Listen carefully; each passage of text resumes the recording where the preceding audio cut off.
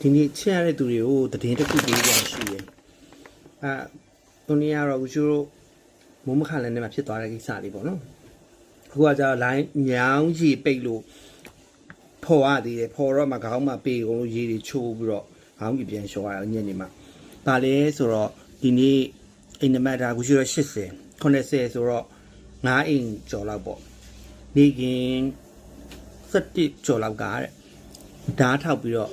ဝင်လူသွားလို့တဲ့ရွှေနဂတ်နဲ့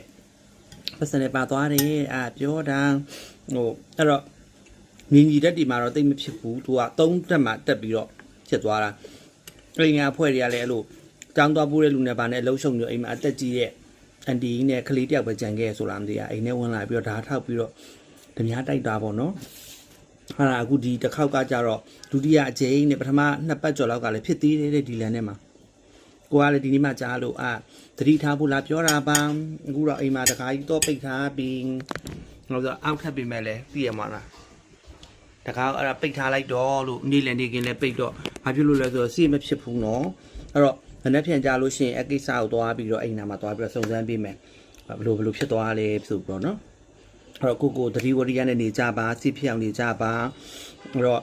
လူတွေအကုန်လုံးအခုရဲနေပေါက်စိတ်နေဖြစ်နေကြပါပြီ